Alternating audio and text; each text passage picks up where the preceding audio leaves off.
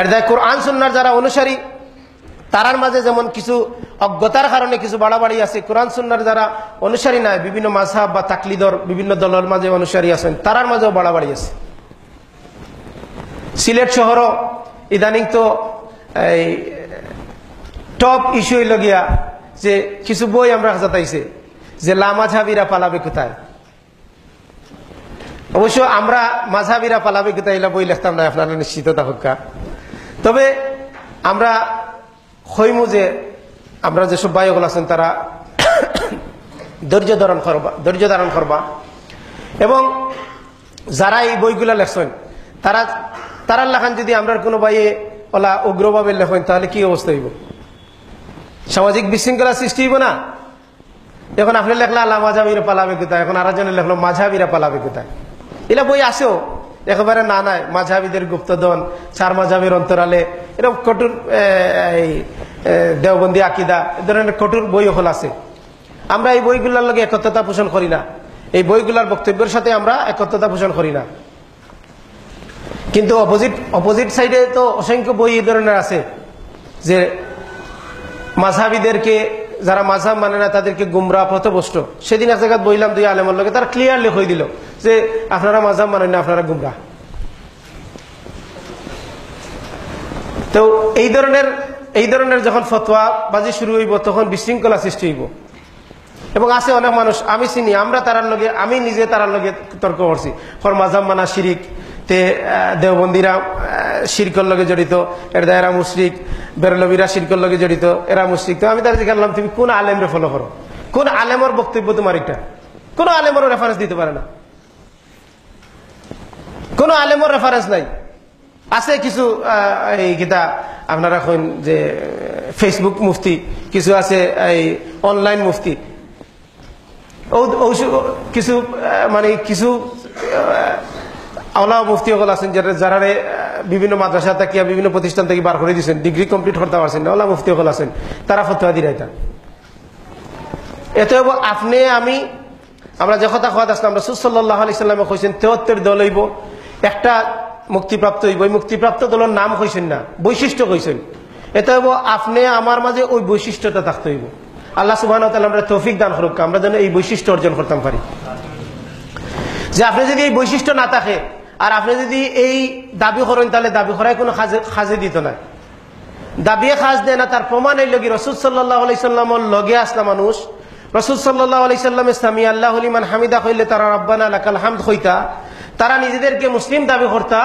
তাদের এই দাবি খামে আইছেন, আল্লাহ সুবহানাহু ওয়া তাআলা তারারে মুনাফিক হিসেবে চিহ্নিত করছেন। তাহলে মৌখিক দাবি কোনো সময় খাজে আইতো না যদি না আপনার আমার মাঝে এই বৈশিষ্ট্য না থাকে।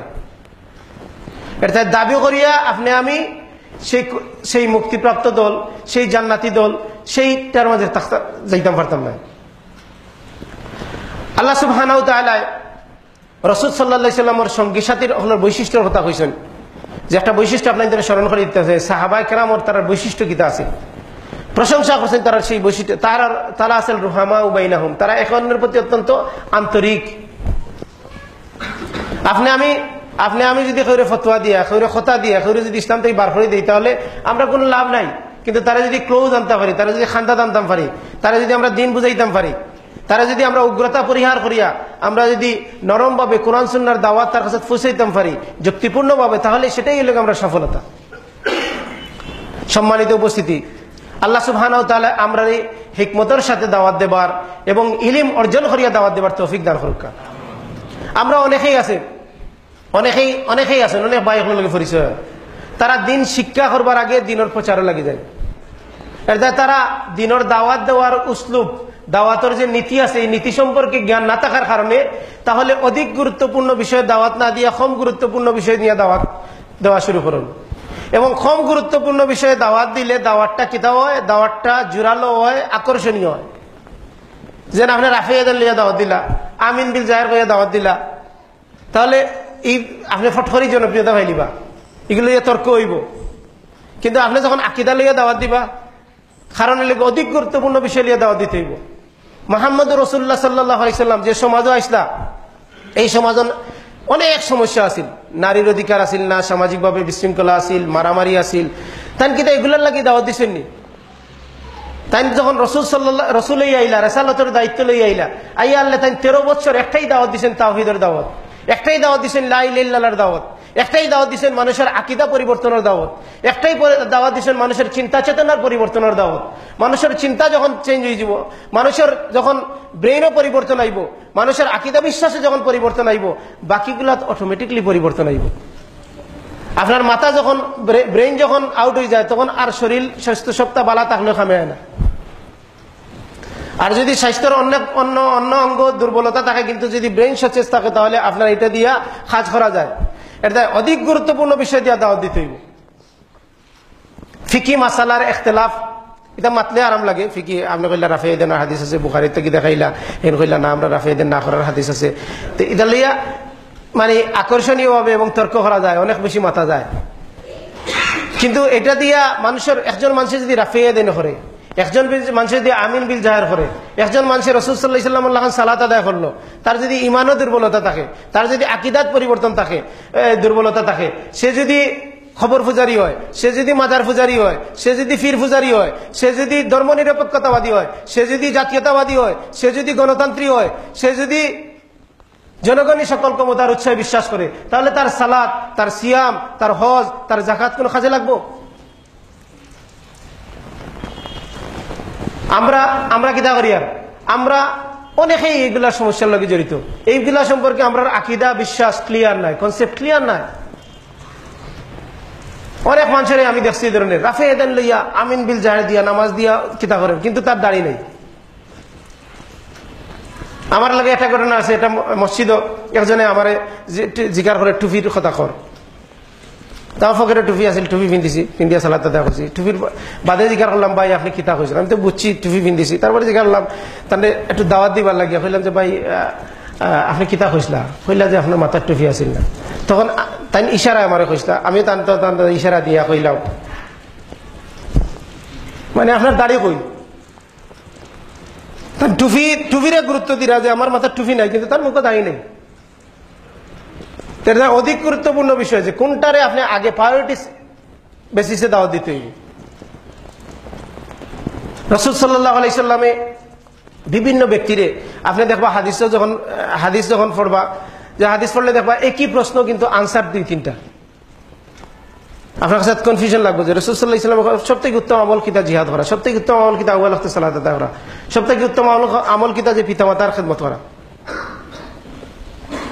রাসূল সাল্লাল্লাহু আলাইহি সাল্লামে রূপ একটা, প্রশ্ন একটা, কিন্তু আনসার আলাদা আলাদা খানে। কারণ জেরে তাই আনসার দিছেন এন বেমার আছিল একটা, সেগুলো তো পিতামাতার প্রতি খেদমত করা দরকার, তাহলে কইছেন পিতামাতার প্রতি।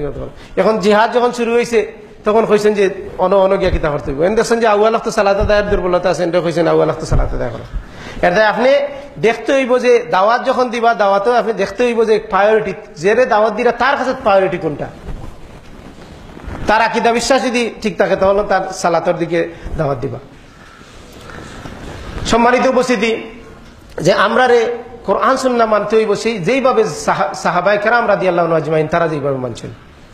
আমার লাখান নাই, বর্তমান বিশ্বের কোনো আলেমুল্লাহ খান নাই, বর্তমান বাংলাদেশের কোনো আলেমুল্লাহ খান নাই। এটা দেখবা যে অনেক মানুষ কোরআন সুন্নাহ থেকে দাওয়াত দেয়। কোরআন সুন্নাহ দিয়া আপনি যদি দেখুন জাবরিয়া এবং কাদরিয়ার হলে যখন আমি লেখাপড়া করলাম, আমি যখন যারটা পড়ি তো মনে হয় যে তারাটা ঠিক। কি দেয় সে উভয় পক্ষের দলিল কোরআন থাকি, এবং উভয় পক্ষই বিভ্রান্ত,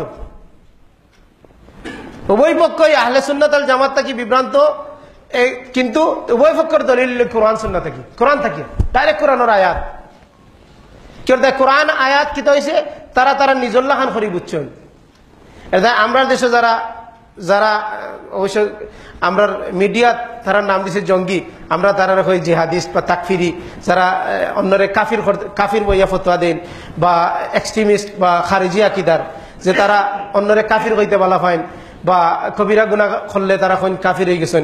তারা আপনার ডিটেলস পড়তে হইব খারিজি হলোর আকিদা কিতা। খারিজি, তাকফিরি এবং জিহাদিস্ট একই মানে গ্রুপের বিভিন্ন নাম। তারা দেখবা যে কোরআন থেকে দলিল দেন, হাদিস থেকে দলিল দেন। আপনারা ইয়া করছে আপনি মানেন না কোরআনের এই আয়াত, আপনি তো কোরআন এবং সহিহ হাদিসের কথা মানতে চান, তাহলে কোরআনের এই আয়াত মানেন না কেন? আপনারা লইয়া এমন ভাবে উপস্থাপন করবো আপনারা বোকা বানাই দিব। সে আল্লাহ কইছেন না জিহাদ করবার কথা, আল্লাহ কইছেন না নিজে ফায়াকতুলুন আও ইকতুলুন মারো আর মরার কথা, আল্লাহ কইছেন না নিজে মানরা আমিন রাসূল সাল্লাল্লাহু আলাইহি ওয়াসাল্লাম কইছেন না যে মানরা আমিনকুম মুনকারান ফালিয়ুগাইয়িরু বিয়াদিহি ফাইল্লাম ইয়াস্তাতি ফাবিলিসানিহি ফাইল্লাম ইয়াস্তাতি ফাবিকলবিহি। আল্লাহ রাসূলের বিরোধী কাজ দেখলে, ইসলাম বিরোধী কাজ দেখলে আমরা শক্তি দিয়া পরিবর্তন করে দিতাম, আমরা মুখ দিয়া কইতাম, আমরা অন্তর দিয়া ঘৃণা করতাম। আমি কিতা সবসময় খালি থার্ড ক্লাস ইমানদার থাকতাম নি, আমি কিতা ফার্স্ট ক্লাস ইমানদার হইতাম না নি। আমি দেশে ইতা অতা চলের, অরাজকতা চলের, আল্লাহ বিরোধী আইন চলের, আল্লাহর বিরুদ্ধে অতা চলের, দেশে অশ্লীল ম্যাগাজিন বিক্রি হওয়ার, সিনেমা হল চলের, আর আমি কিতা বই থাকতাম নি। আমি যে দল যাই সবে খালি আমার থার্ড ক্লাস ইমানদার রাখতে চাই, আমি কিতা ফার্স্ট ক্লাস ইমানদার হইতাম না নি। আপনার শুনিয়া মনে হইব যে খুব সুন্দর বক্তব্য, তো হাসা সত্য কথা। কিন্তু আপনি যদি এই বক্তব্যটারে রাসূল সাল্লাল্লাহু আলাইহি সাল্লামের লগে নিয়ে মিলাইন, তাহলে দেখবা যে তার বক্তব্য অনুযায়ী রাসূল সাল্লাল্লাহু আলাইহি সাল্লাম থার্ড ক্লাস ইমানদার আসলা। কেউ দেয় যে রাসূল সাল্লাল্লাহু আলাইহি সাল্লাম যখন রিসালাত পাইলা, তাই যখন নবী হইলা, তখন 360টা মূর্তি আছিল কাবা ঘরের ভিতরে, তাই তো কইছেন না যে ওগুন ফয়লা ভাঙ্গি তুইব। তাই ইমান লইয়া সন্দেহ থাকার কথা নাই, তাই তো কইতে আসতা, তাই তো ফার্স্ট ক্লাস ইমানদার হওয়ার কথা। তাই কইলা মানে মারো আর মরো, ডু অর ডাই, কইও ফেলা গিয়ে তো কাবা ঘরের গুণ ভাঙ্গিল্লা মানে। তাই কাবা ঘরের তোয়াফ কররা, কাবা ঘরের খান্দা সালাত আদায় কররা, তার উপরে এই উঠোর নাড়ি বুড়ি সাফাইয়া দেওয়া, অথচ কাবা ঘরের ভিতরে 360টা বুত মূর্তি। রাসূলের লগে যখন মিলাইবা দেখা যাইব যে তার বক্তব্য সে কিতা করে, যে বক্তব্যটা ঠিক আছে কিন্তু রং জায়গাত উপস্থাপন করিয়া আপনারা কিতা করে সুরসুরি দিতে চান। কালকে একটা ছেলে প্রশ্ন করছে যে জিহাদ দাদা সম্পর্কে, আমি বললাম যারা ইতালিয়া তোমাদের মাথায় তারা ফোন আনে, ভাই তুমি আগে গিয়ে শহীদ হয়ে যাও, বাদে আমরা শহীদ হইব নি। জিহাদ যখন ফরজে আইন হয়ে গেছে, কিতাল যখন ফরজে আইন হয়ে গেছে, তাহলে তো তুমি গিয়া ফেলা মরতাই, তুমি আমার লগে ফটর ফটর করে এখানে, তুমি ফেলা গিয়া মরি যাও, এরপরে দেখি যে তুমি ঠিক রাস্তা বুকে আটিস তোমার, কারণ হে মরবার লাগি না, হে তো চার যে মানুষের মস্তিষ্ক বিকৃত করবার লাগে, তার চিন্তা চেতনারে বিকৃত করে দিত।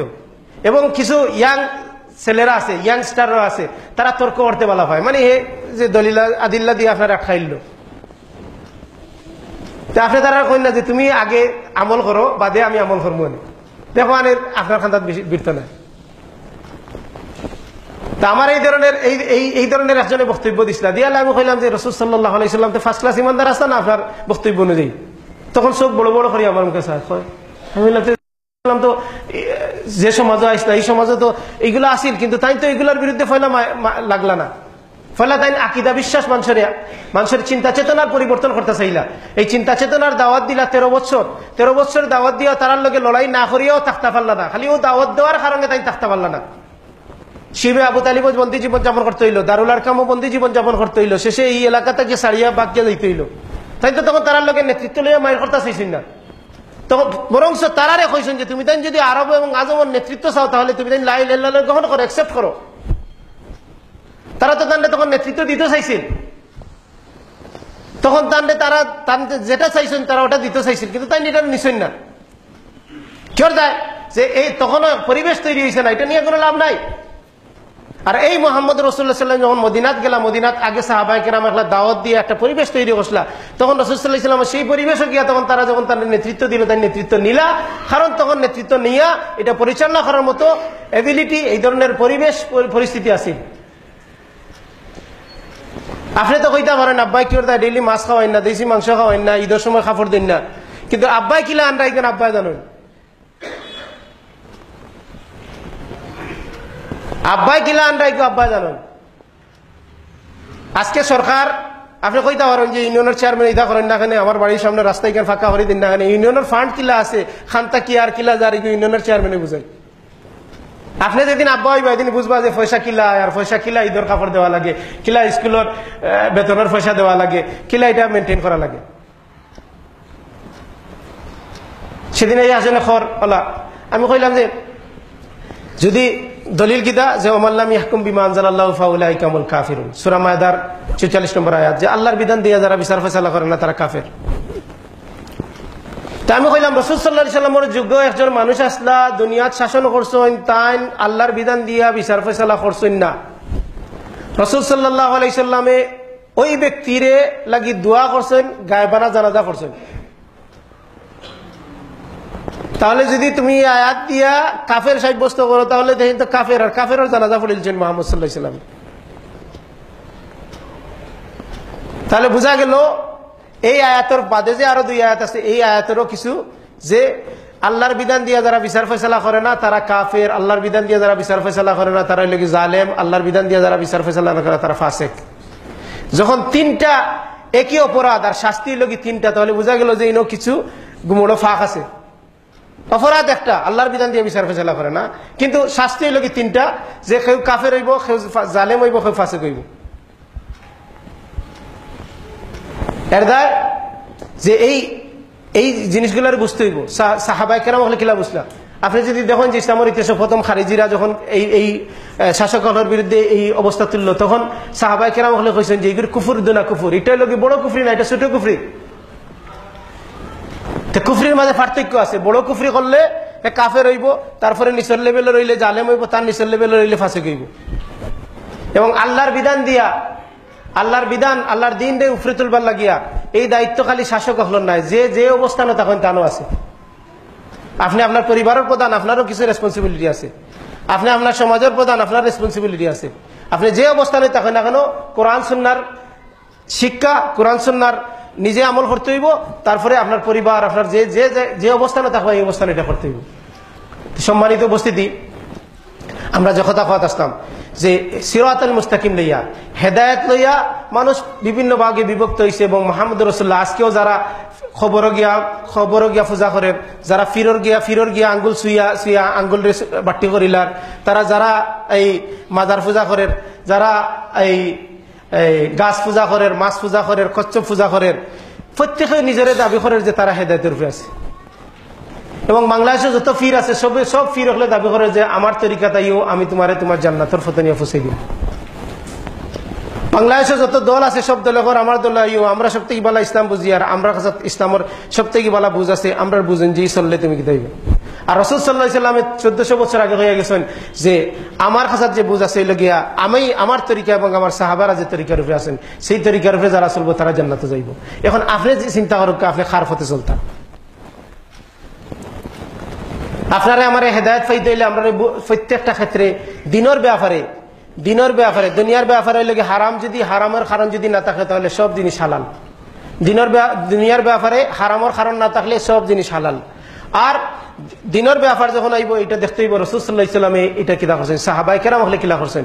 রাসূল সাহাবায়ে কেরামের পরে তারপরে দেখতে হইব আহলে জিকির হলে, আহলুল ইলম হলে, যারা কাছে কোরআন সুন্নাহর জ্ঞান আছে, তারা এই ব্যাপারে কিতা সিদ্ধান্ত দিরা। তারার সিদ্ধান্ত আপনি নিজে আহলে জিকির হওয়ার জন্য যেন, নিজে আহলে ইলম হওয়ার জন্য যেন। আলেম উলামা যারা আছেন, যারা কোরআন সুন্নাহর জ্ঞান রাখেন, আলেম উলামার মাঝে 2টা গ্রুপ পাইবা। এক গ্রুপে কইরা যে আমরা কোরআন সুন্নাহ বুঝতে হইব, আমরার মাযহাব অনুযায়ী, আমরার ইমামর বুঝ অনুযায়ী। আর এক গ্রুপে কইরা যে কোরআন সুন্নাহ বুঝতে হইব সাহাবায়ে কেরাম, তাবেঈন, তারার লাখান করিয়া, রাসূলুল্লাহ লাখান করিয়া। আপনি আপনার দায়িত্বই লগিয়া আপনি এখন চিন্তা করুকা যে খার বুঝ আপনি নিতা, আপনি কিতা যে পরবর্তী কোন আলেমর চিন্তা চেতনার বুঝ নিতা না রাসূল সাহাবায়ে কেরামের বুঝ নিতা। আমরা অনেকে কইবা তাকলিদ করা হারাম, কিন্তু আমরা এই মসজিদে আছেন বা অনেকে আমরা লগে আছেন, আমরা তাকলিদ করি, কিন্তু তাকলিদ করি খাদের। তাকলিদ অর্থ হইল গিয়া যে বিনা দলিলে খার কথা মানি নেওয়া। আমরা অনেক আলেমরে জিকার করি, মসজিদের ইমাম সাহেবরে জিকার করি, শেখ আবু তাহেরের জিকার করি, শেখ অমুকরে জিকার করি, তাই কইন যে ওটা ঠিক আছে আমরা মানিয়ে নেই। আর আমরা আরেক গ্রুপ ভাই আছেন তারা ওলা তারা আলেম হলরে জিকার করেন, তারা কইন, তবে তারা খাতেই কইন আর আমরা খাতেই কইন। আমরা আলেম হলে কইরা যে আমরা কোরআন সুন্নাহ থেকে বুঝমু, সালফে সালেহুল্লাহ হলে বুঝমু, আর তারা আলেম হলে কইরা আমরা বুঝমু হইল গিয়া আমরা মাযহাবী আলেম হলে লাখান করিয়া। এখন আপনারা সিদ্ধান্ত নিতে হইব যে আপনি কোন পক্ষে থাকতা, যে আমরা আলেম হলে জেলা বুঝছেন তারা লাগান করে বুঝতে হইব, না রাসূল সাহাবায়ে কেরাম হলে জেলা বুঝছেন তারা লাগান বুঝতে হইব। আপনি সিদ্ধান্ত নিব। সেদিন আমার একজনে প্রশ্ন করে যে নামাজও এখন তো দেখি একবারে বুকে দাঁত বান্ধ এক এলাকাতে গেছিলাম, তাই আমি বললাম ভাই আপনি কিলা সালাত আদায় করেন? কইলা তো আমরা তো হানাফি মাযহাব যে আদায় করি, মসজিদের ইমাম সাহেব আমার খাতাত বনো আসনা। আমি বললাম অবশ্যই না, আপনি মাযহাব অনুযায়ী সালাত আদায় করিয়া আপনি সালাতের আল্লাহর কাছে গ্রহণযোগ্য করতে পারতেন না। কারণ আল্লাহ সুবহানাহু ওয়া তাআলা কইছেন সালাত আদায় করবার লাগিয়া, আর এই সালাত কিলা আদায় করতে রাসূল সাল্লাল্লাহু আলাইহি ওয়াসাল্লাম কইছেন সল্লু কামা রাআইতুমুনি উসাল্লি, আমারে যারা সালাত আদায় করতে দেখরায় ওলা সালাত আদায় করো। এখন আপনি যে সালাত আদায় করেন এই সালাত রাসূলের সালাতের লগে মিলাইতে হইব। এখন আপনি নাবির নিচে হাত বান্ধেন আর বুকুর মাঝে হাত বান্ধেন আর ফেটোর মাঝে হাত বান্ধেন, যেন হাত বান্ধেন না এখানে, এটা যদি রসুলের হাদিস দ্বারা সাব্যস্ত হয় তাহলে আপনার সালাদটা হইল রসুলের সালাদ। আপনি এটা নাবির নিচে বান্ধিল রসুলের সালাদ, বুকুর মাঝে বান্ধিল রসুলের সালাদ, ফেটোর মাঝে বান্ধিল রসুলের সালাদ, কারণ আপনি হাদিস অনুযায়ী পড়া। আর আপনি যদি করেন যে আমার বাপে পড়ছেন বুকুর উপরে হাত বান্ধিয়া, তাহলে আপনি সহি হাদিসের আমল করার পরেও আপনার আকীদা এখনো ঠিক হয়েছে না, কারণ ইন্নামাল আমালু বিন্নিয়ত, আপনার নিয়ত হইল কি বাফর লাখা তরিকায় নামাজ পড়া। আপনি যদি করেন যে আহলে হাদিসের তরিকায় সালাত আদায় করা, তাহলে আপনার সালাত এখনো ঠিক হয়েছে না। বর্তমান বিশ্বের একজন বড় দায়ী আপনার সবাই ছিলেন ডক্টর জাকির নায়েক, তাই এবার অস্ট্রেলিয়ার দেশটা। তো কিছু ভাই লাইয়া কইছেন যে তার unity of the Ummah lecture মাঝে কইছেন যে কিছু ভাই লাইয়া কইছেন, এ ভাই জাকির আপনি তো আমাদের মতো সালাত আদায় করেন। তো জাকির নায়েক বললেন, জি না আমি তো আপনাদের লাখান সালাত আদায় করি না, আমি পড়ি রাসূল সাল্লাল্লাহু আলাইহি ওয়াসাল্লামর লাখান করিয়া। তো আপনি যেভাবেই সালাত আদায় করেন না কেন, আপনার সালাতটা রসুলের সালাতের লাখান হইতে হইব। রসুলের সালাতের, রসুল সাল্লাল্লাহু আলাইহি ওয়াসাল্লাম কইছেন কেউ সালাত আদায় করবো, তার সালাত 10 ভাগের 1 ভাগ হইব, 9 ভাগের 1 ভাগ হইব, 8 ভাগের 1 ভাগ হইব। কেউ ফুরাফুরি হইব, কেউ একটু কম হইব, কিন্তু মিল থাকতে হইব খার লগে রসুল সাল্লাল্লাহু আলাইহি ওয়াসাল্লামের লগে। রসুল সাল্লাল্লাহু আলাইহি ওয়াসাল্লাম কইছেন কেউ সালাত আদায় করবো, সালাত আদায় করে সালাত সুর হইব। সালাত সুর আমরা দেশে অনেক দেখা যায়। সালাত সুর মানে কি তার রুকু সিজদা চুরি করা। রাসূল সাহাবায়ে কেরাম বললেন, ইয়া রাসূলুল্লাহ, সালাত একবার চুরি করার বিষয় নেই, কইলা সালাত চুরি হইল গিয়া যে রুকু সিজদা চুরি করে। আমরা কিছু মানুষের দেখা যায় যে সুন্নত নফল নামাজ পড়ে এক তসবিহ পড়া যায় না, খালি খফাল লাগায়, আর খফাল লাগাইছে না আখো লাগাইছে না উঠি যায়, এটা লাগে সালাত চুরির নামাজ। আল্লাহ রাসূল সাল্লাল্লাহু আলাইহি ওয়াসাল্লামের সামনে এক ব্যক্তি 3 বার সালাত আদায় করছেন। আল্লাহ রাসূল কইছেন, যাও তুমি নামাজ পড়ছো না, ইরজি সাল্লি ফা ইন্নাকা লাম তুসাল্লি, তুমি ফিরিয়া যাও, তুমি সালাত আদায় করো, তুমি তো সালাত আদায় করো নাই। কি অর্থ? যে তার সালাত রাসূলের সালাতের লগে মিলছে না, তার সালাতের যে রুকন আরকান আছে, আরকান আদায় হইছে না।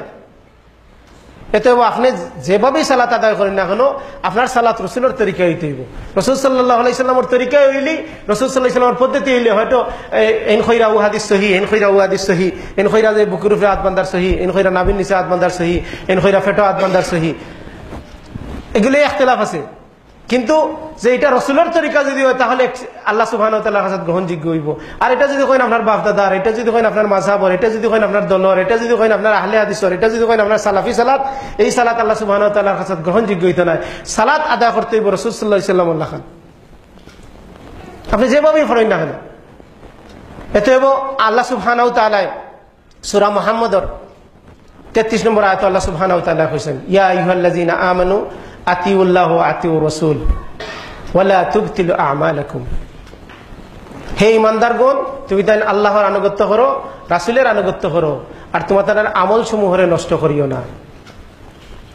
সম্মানিত উপস্থিতি, আপনি যে আমলটাই করেন না কেন, এই আমলটা যেন রাসূল সাল্লাল্লাহু আলাইহি সাল্লামের তরিকায় হয়। রাসূল সাল্লাল্লাহু আলাইহি সাল্লামের সবথেকে ভালো করে যারা মানছেন তারার তরিকায় হয়। সবথেকে ভালো করে খানা মানছেন সাহাবায়ে কেরাম রাদিয়াল্লাহু আনহু আজমাইন। আপনার যে কোনো আমল যেন, যে কোনো ইবাদত যেন সালফে সালেহিন, তাবেইন, তাবে তাবেইন, আইম্মায়ে মুজতাহিদিন, ইমাম আবু হানিফা, ইমাম শাফি, ইমাম মালিক, ইমাম আহমদ বিন হাম্বল, তারা যেভাবে কইছেন, যে তারা সবে এক কথা কইছেন, সবার বক্তব্য একই বক্তব্য যে রাসূল সাল্লাল্লাহু আলাইহি ওয়াসাল্লামের তরিকাই লাগে আপনার তরিকা। আমরা যারা বাদ করছি হানাফি, শাফি, মালিকি, হাম্বলি, আমরা দেশে হানাফি মাযহাবের অনুসারী হল বেশি, কিন্তু আমরা দেশে আপনি দেখবা বড় বড় আলেম হলে লেখছেন আহলে সুন্নাত ওয়াল জামাতের আকীদা, বইয়ের মাঝে লেখছেন যে আমরা আকীদার ক্ষেত্রে আশারি এবং মাতুরিদি, আর মাযহাবী ক্ষেত্রে আমরা হানাফি। আউযুবিল্লাহ। ইমাম আবু হানিফা রাহমাহুল্লাহ সালফে সালেহিন ধরা হয়, তে আপনি ফিকি মাসালার ক্ষেত্রে সালফে সালেহিন অনুসরণ করলা, আর আকীদার ক্ষেত্রে খলফিয়ান তাদের অনুসরণ করেন। আশারি এবং মাতুরিদি অনেক ফরক, এবং তারা আল্লাহর সিফত সম্পর্কে অনেক সিফতরে কিতা করছেন, তাওয়িল করছেন, অপব্যাখ্যা করছেন। তারা আকীদার ক্ষেত্রে ইমাম আবু হানিফা না, এখানে ফিকর ক্ষেত্রে ইমাম আবু হানিফারে নিলা, আকীদার ক্ষেত্রে নিলা এখানে ইমাম আবু হানিফারে। কারণ আকীদার ক্ষেত্রে ইমাম আবু হানিফা রাহমাহুল্লাহর যে আকীদা আছিল, এই আকীদা সাইর বাকি তিন ইমামের সেই আকীদা আছিল। রাসূল সাল্লাল্লাহু আলাইহি ওয়াসাল্লাম, তাবেইন, তাবে তাবেইন, তারার এই আকীদা আছিল। আর আমরা দেশ এখন কিতা হইছে, আমরা ফিকি ক্ষেত্রে হানাফি আর আকীদার ক্ষেত্রে আশারি মাতুরিদি। আর মসলকর ক্ষেত্রে আমরা কেউ সুফি, কেউ দেওবন্দি, কেউ বেরলবি, কেউ মিলাদ কিয়াম পার্টি, কেউ মিলাদ পার্টি, কেউ বুখারি খতম পার্টি, কেউ আবার কয়ের বুখারি খতম জায়েজ নাই, ও তার লিয়া চলে। মানে আমরা অসংখ্য গ্রুপ এবং অসংখ্য দলে ভাগ হয়েছি। কেউ দেয় আমরা মূল যে আমরা পদ্ধতি আছিল, আমরা যে উসুল আছিল, আমরা উসুল থেকে বাড়াইয়া গেছি গিয়া, উসুল থেকে বাড়াইয়া গেলে গিয়া তখন আর খিতা থাকে না, এটার আর নির্দিষ্ট নাই। এটা আপনি যখন সমাজও মাতবা দেখা যাইব যে একজন একই মাদ্রাসার দুই হুজুরে পড়াইরা, একজনের আকিদা 1 লাখান, আর একজনের আকিদা 1 লাখান। একই তরিকার 2 ব্যক্তি আছেন, দুইজনের আকিদা 2 লাখান। কেউ দেয় সেইটার তো কোনো কিতা নাই। এবং আমরা দেশে ওই আকিদা আমলের এই বিষয়গুলো পড়ানি এখনো শুরু হয়েছে না। আলহামদুলিল্লাহ এখন শুরু হয় আস্তে আস্তে। ফিকুল আকবর বাংলা আমার গেছে, আকিদা তো তাহাবি অনেক মাদ্রাসাত পড়ানি হয়, আস্তে আস্তে আকিদার ক্ষেত্রে আওয়ার আলহামদুলিল্লাহ। আমরা আকিদার ক্ষেত্রেও যে আমরা সালফে সালিন হলের অনুসরণ করতে হইব, ফিকর ক্ষেত্রেও সালফে সালিন হলের অনুসরণ করতে, তারা বুঝে অনুযায়ী আমরা আকিদা এবং আমলে সংশোধন করতে হইব। সম্মানিত উপস্থিতি, সামনে হইল ঈদে মিলাদুন্নবী। ঈদ তৈল খুশি, মিলাদ তৈল কি জন্মদিন, আর নবী তো রসুল সাল্লাহ সাল্লামর জন্মদিনের খুশি। রসুল সাল্লাহ আলাইসাল্লাম যখন জন্মগ্রহণ খসলা, ঐতিহাসিকভাবে তার জন্ম তারিখ কোনো জায়গায় লিখিয়া রাখা হয়েছে না। কোনো ব্যক্তি যখন জন্মগ্রহণ করেন তার জন্ম ডেটটা অত বেশি ইম্পর্টেন্ট থাকে না। অবশ্যই এখন আলহামদুলিল্লাহ এখন আমরা যেন আসি নিবন্ধন করা লাগে, অত করা লাগে, অত করা লাগে, এই সময় তো তার সুযোগ আছে না।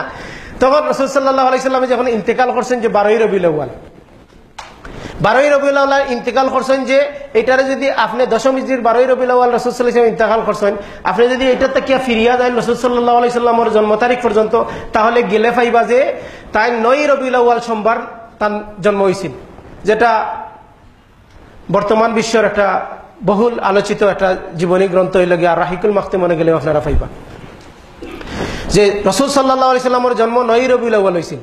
আর 9ই রবিউল আউয়াল আছিল সোমবার। একটা সহি হাদিস আছে রাসূল সাল্লাল্লাহু আলাইহি ওয়াসাল্লামের সোমবারে সিয়াম পালন করতে কি হয় যে সোমবারে তার জন্ম হয়েছিল। এতে রাসূলের জন্মদিনের খুশি যদি আপনি করতে চান, তাহলে সোমবারে প্রত্যেক সপ্তাহ সোমবারে আপনি সিয়াম পালন করেন যদি, তাহলে আশিকে রাসূল আপনি হইবা। আর যে 2 বছর 4 বছর আগে শুরু হয়েছে বিশাল র্যালি, ঈদে মিলাদুন্নবীর র্যালি, এই বছর এটার টেকনিক নাম বদলে গেছে, এখন দেখবা মুবারক র্যালি। হয়তো এর 15 বছর আইব যে মুবারক র্যালিতে অংশগ্রহণ করলে অত লাখ সওয়াব হইব। নাউজুবিল্লাহ, আমরা হেফাজত করুক। নাম বদলে গেছে, বিশাল র্যালি থেকে এখন মুবারক র্যালি হয়েছে। আমিও দেখছি না, আমিও ছোটবেলায় মুবারক র্যালি আর বিশাল র্যালি দেখছি না। মুবারক র্যালিতে আমার ফুয়াও দেখছে না গতবার, এবার এখন আমার ফুয়া দেখবো মুবারক র্যালি, আমার ফুড়িয়ে দেখবো। এইভাবে বেদাত সমাজে চালু হয়েছে। আমরা সমাজও আমরা ছোটবেলা যখন আসতাম ঈদে মিলাদুন্নবী বিশাল জাঁকজমকপূর্ণ ভাবে পারিবারিক প্রত্যেক, এমন কোনো গরু থাকতো না, গরিব হোক আর ধনী হোক সবে চিহ্ন করাইতা, মিলাদ পড়াইতা, হুজুরে খাওয়াইতা। হুজুর হলে খাইতে খাইতে অবস্থা খারাপ আছে। আলহামদুলিল্লাহ এটা অনেকটা চেঞ্জ হয়েছে। তো আপনাদের এই বিষয়গুলার কিতা করতে হইব, আপনারা যে খালি খুতবা শুনতে না, এই মেসেজটা আপনার পরিবারও গিয়ে দিতে হইব, আপনার আত্মীয় স্বজনকে দিতে হইব যে রাসূল সাল্লাল্লাহু আলাইহি সাল্লামের যেদিন মরছেন, আপনার বাপ যদি যেদিন জন্মগ্রহণ করছেন এদিন মরেন, তাহলে আপনি বাপর জন্মদিন পালন করবেন না মৃত্যুবার্ষিকী পালন করবেন? জন্মবার্ষিকী মৃত্যুবার্ষিকী দুটোই পালন করা যায় না, কিন্তু আমরা অনেকেই তো করছি না, হয়তো অনেকে এখনো করি আর অনেকে করছি। এখন মনে করলাম আপনি একজন সাধারণ মানুষ হিসাবে আপনি এটা শিরিক বেদাত, এটা সুন্নত বেদাত এটা বুঝেন না। আপনার বাপ জন্ম যেদিন করছেন এদিন মৃত্যুবরণ করছেন, তো আপনি জন্মদিন পালন করবেন না মৃত্যুদিন পালন করবেন? আপনি এদিন খুশি করবা না, এদিন তান বিরহে কাতর হইবা যে তাই আমরা ছাড়িয়া গেছেন গিয়া। রাসূল সাল্লাল্লাহু আলাইহি ওয়াসাল্লাম যেদিন ছাড়িয়া গেল এদিন আপনি জন্মদিন পালন করা, খুশি করা। আবার সব ঈদের বড় ঈদ। রাসূল সাল্লাল্লাহু আলাইহি ওয়াসাল্লাম কইছেন যে সব জাতির খুশির দিন আছে, আমরা খুশির দিন হইল 2টা। এখন তৃতীয়টা কোন রাসূলে বানাইলা? তৃতীয়টা কোন রাসূলে বানাইলা? সুফি আকলে বানাইছেন, বেরলভী আকলে বানাইছেন। যে বানাইছে সে নিজের রিসালাতের দাবি করছে, ডাইরেক্টলি না ইনডাইরেক্টলি রিসালাতের দাবি করছে। কারণ আল্লাহ সুবহানাহু ওয়া তাআলা খুশির দিন হিসাবে মুসলিম উম্মার লাগি 2টা দিন দিয়েছেন, ঈদুল আজহা এবং ঈদুল ফিতর। অথচ আমরা কি দেখো আর একটা দিন ঈদে মিলে, সব ঈদের বড় ঈদ। আউযুবিল্লাহ, ঈদের কথা রাসূলে জানতা না, ঈদের কথা সাহাবায়ে কেরাম হলে জানতা না, ঈদের কথা সালফে সালিহিন হলে জানতা না, ঈদের কথা ইমাম আবু হানিফা, ইমাম শাফি, ইমাম মালিক রাহমাহুল্লাহ হলে জানতা না। অথচ এখন এগুলো সবথেকে বড় ঈদ। অথচ তারা ওই যে একটু আগে কইছিলাম, অথচ তারা নিজেদেরকে দাবি করে তারা হানাফি, তারা দাবি করে যে তারা আশারি মাতুরিদি। দেখো ইমাম আবু হানিফার লগে মিল আছে।